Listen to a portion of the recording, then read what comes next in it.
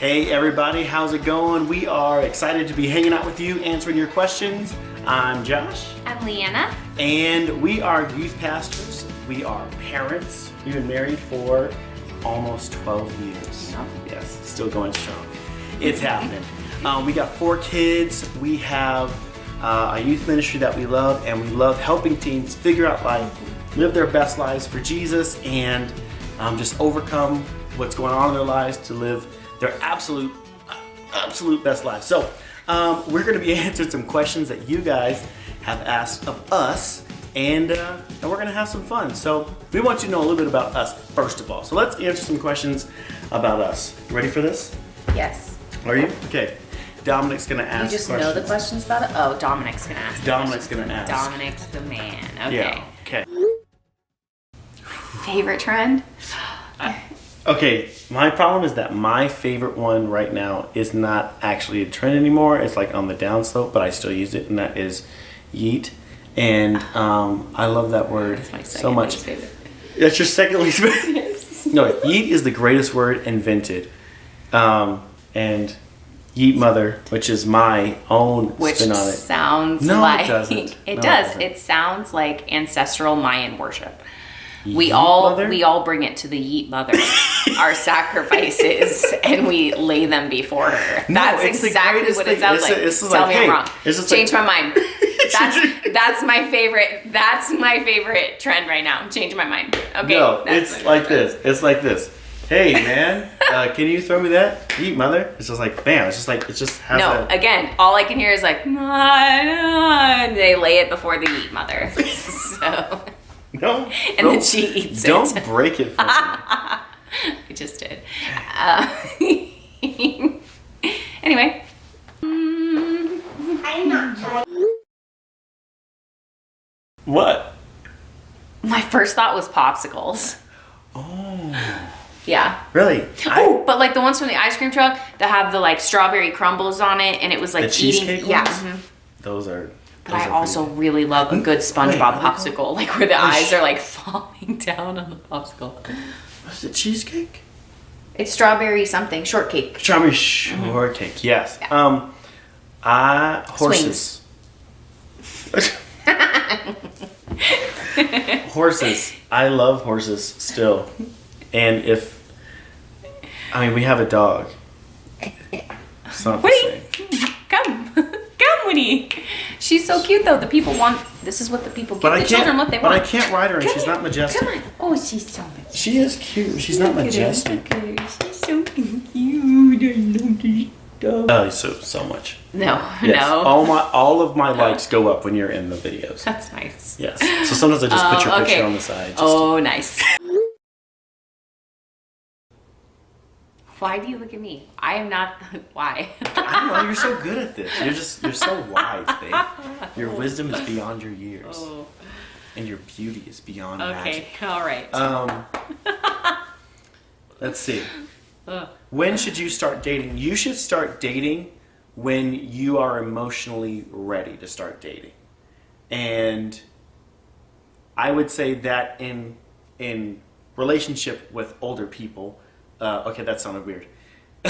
Having somebody in your life, like a leader, like a parent, whatever, who's walking with you, that you talk to and say, do you think I'm ready to start dating, have a relationship? And the reason I say that is because you may think you're ready to start dating, And your friends and who you- are at the same emotional level as you may think that you're ready. Yeah, but in reality, like, you're not ready for the maturity that it takes to deal with a lot of the things, or they're not ready. The person that you're dating may not be ready.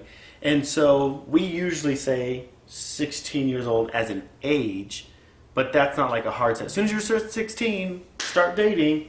I mean, you may be 18 and not emotionally ready because you have a lot of baggage you need to take care of ahead of time, or you may be 40 and not ready to start dating. So my suggestion is that you get close to God so that He can start getting you strong in who you are, so that you're not needy and you're not dating out of need and out of lack, and you're actually bringing something to the table, not asking them to just be like, fix me, help me feel okay.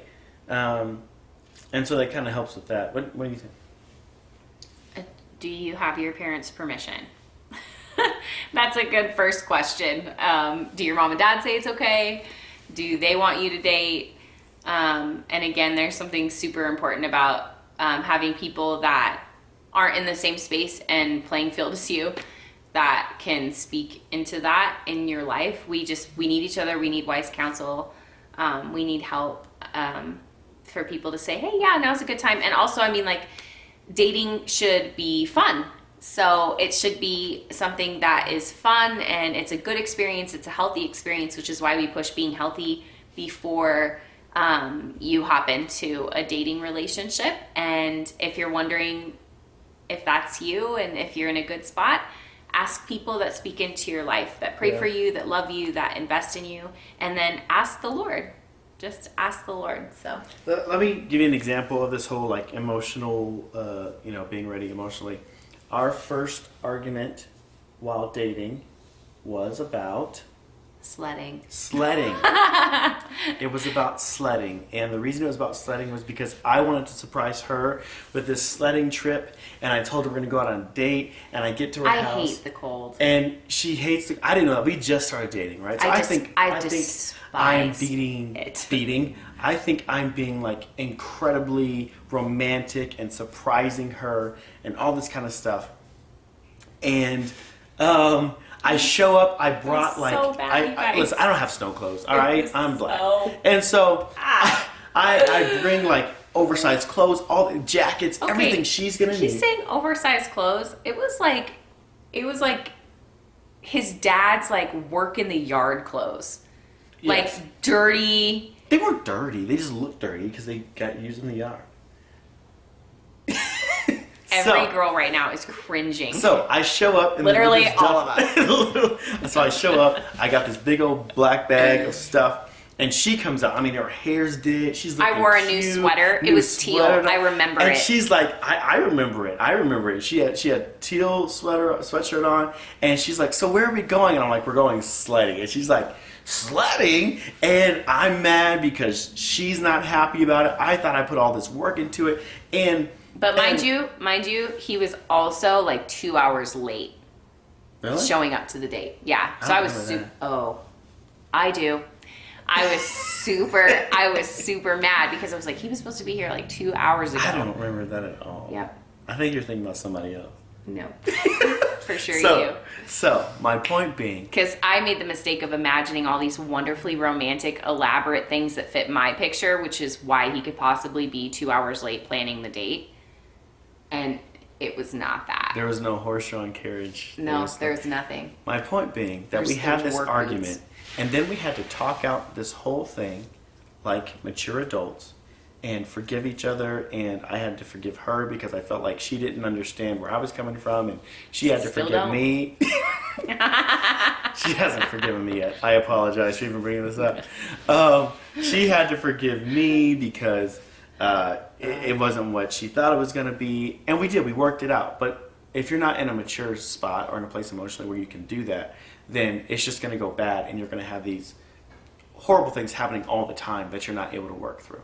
And we're not saying that in order to date, you have to be perfect. No. Like, you have to be 100% healthy. No. You have to 100% know who you are. You have to 100% be in this spot with God. You have to be this way, and until you get your whole life figured out. We're not saying that. We're saying you have to be in a spot emotionally and maturity and in your relationship with the Lord where you're willing to not be selfish. Yeah. Ooh. And where you're willing to say sorry, and you're willing to work stuff out, and you're not in a spot where you just aren't going to care about the other person, because a relationship, you do got to care about somebody else. And so we're not saying be perfect. We're saying be willing to be corrected, be willing to grow, be willing to say sorry, forgive. Be willing to put their preferences above your preferences, those type of things. Yeah.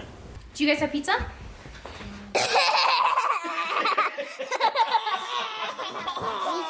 Hi. You have biscuit? That was your one. I said this is like Little House on the Prairie. You have. My favorite thing about being a youth pastor, that's hard. Yeah. That's really hard. It's rewarding helping teens be able to walk out life and learn wisdom and good choices and all of those things. And I laugh a lot. Teenagers make me laugh a lot. So I think my favorite thing is watching teens get it. Like when that light bulb goes off and they're just like, oh, and watching that happen is probably my absolute favorite thing to see happen. Oh, baptizing them too. I mean, when they get saved, obviously, but then like baptizing them. Just random baptism. Into the pool. This is my favorite thing. Yeah. And be tackled onto the couch. Then it's already awkward. It's not happening. It's not happening. Walk away. Ooh. I think it's like a double-edged sword, because like one thing is we had a moment where our littlest one was picking up dog waste in the backyard. Actually, this just happened today, and I had to clean her hands twice because she wasn't using the glove thing we put on her hand. And it's like on one side it's like so frustrating, on the other side it's like that's kind of hilarious. I mean, she just picked it up and just it's disgusting, but it's like hilarious at the same time. And so you have like, it's always something exciting happening.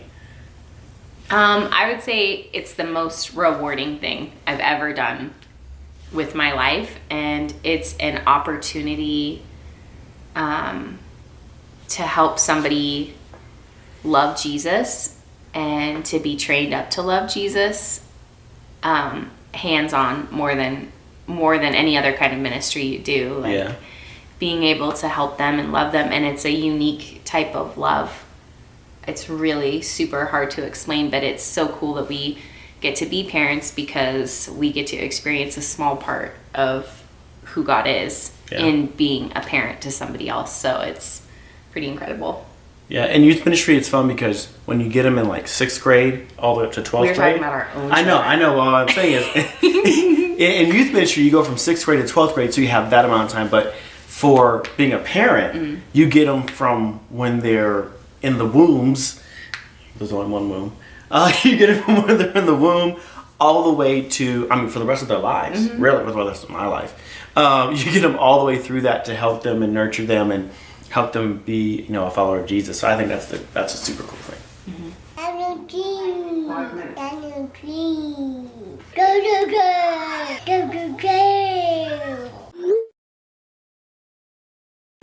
Feminism and the roles of men and women.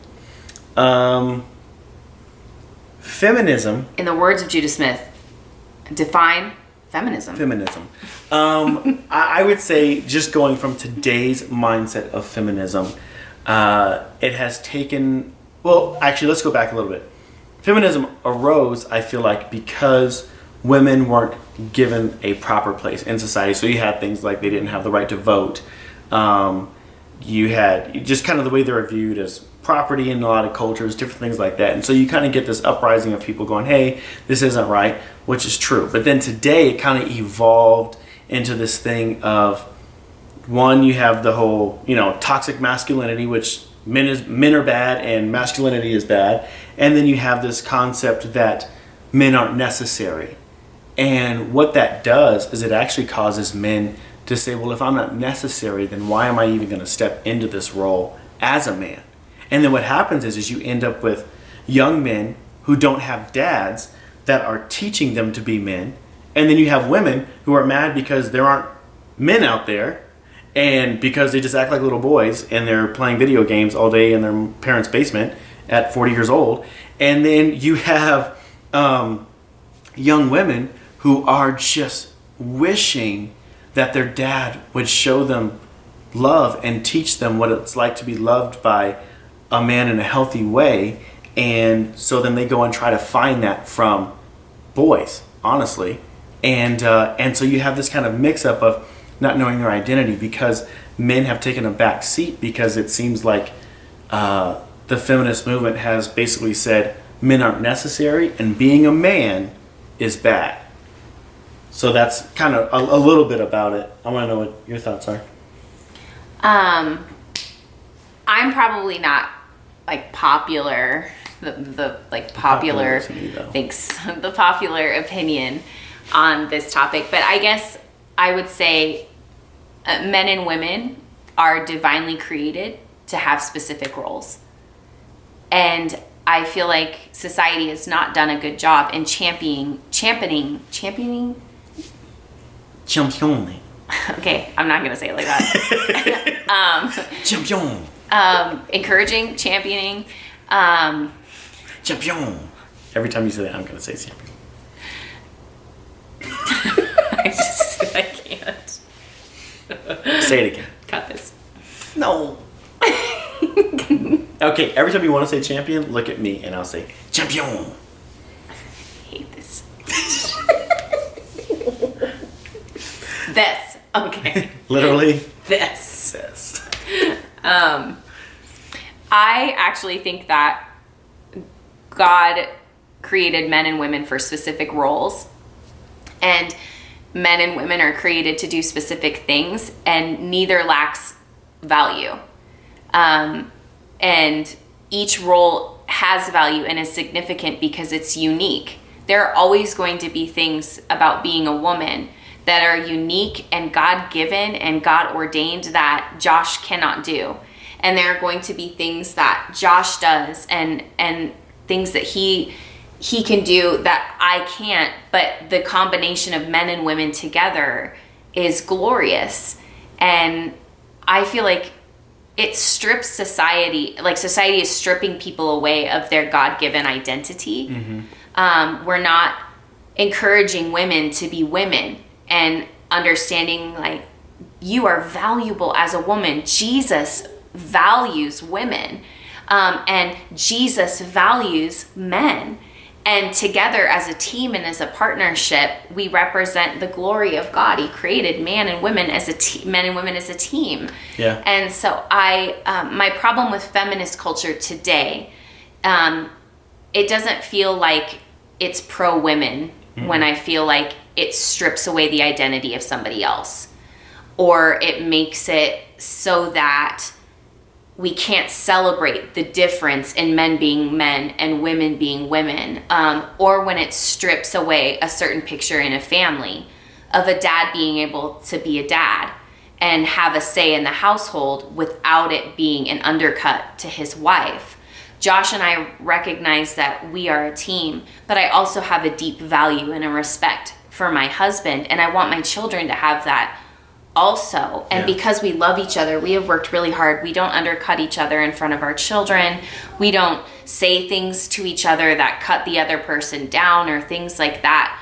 But we live in a way that we build each other up and honor each other. And I sure wish that we would develop that culture in society, of being able to honor men as men as leaders, and women as women, and women as leaders in the capacity that we have God-given ability to do. Yeah, I think also that we kind of get this mindset of like, being a man has to look like this, being a woman has to look like this, and that's not always the case. I mean, like, not every guy is going to like to watch UFC and boxing and sports and everything like that. Like, that's not what it's about. It's not about being macho. It's about being a man, that men are created to be protectors. Men are created to be someone who gives identity to their children and lets them know how valuable they are. Men are there to provide for their family. And it doesn't mean that women can't do that stuff. And it doesn't mean that men can't do some stuff. I mean, like, I change diapers. I, do all the kind of stuff. But I will say this, as far as nurturing my kids go, she does it in a way that I can't. And honestly, they know that when they need a certain kind of love, they go to mom. And when they need a certain kind of love, they come to dad, because we do it in two different ways that complement each other. And so our kids are being raised in a way that goes, hey, I have both of my needs being fulfilled. And so they're not going to have to look for it somewhere else, because they have that balance, which is, like she said, a picture of the totality of who God is. And so I would just say, if you're kind of struggling with woman power or man power, there isn't. There's us being together the way God made us to be. We both bring something, and we both get to be all that God made us to be. And I also feel like kind of in feminist society today, like, I feel like Jesus being pro women and giving women a voice and things like that, we're not talking about that. We're talking about feminist society today, which is not the same type of pro-woman environment that allowed the suffrage movement or things like that. They're very different. They're two very different things. So like now in feminist culture today, I feel like we're losing the ability to celebrate certain things about being a woman that uniquely make us us. Like the fact that we're created to be moms. And I recognize that not everybody wants to be a mom. Not everybody can be a mom. Those type of things. But in culture today, it's almost like you can't enjoy being a mom. You can't enjoy being a wife. You have to do something else that has more value. And I just want women to understand, like, serving your family is a God-given gift. Yeah. Raising your children is one of the greatest things that I'll ever do. I remember reading a quote from Andy Stanley, and he said, your greatest contribution to the kingdom of God may not be something you do, but someone you raise. And I want women to feel free in their God-given ability to be sensitive and loving and emotional. And that's needed. It's so needed. It's absolutely needed. A mother is such an important role in the family. A wife is such a valuable role. The Bible says that when a man finds a wife, he finds a good thing. And I mean, that's the Lord saying that. Like, you found a good thing. And Josh will often tell me, I am his good thing.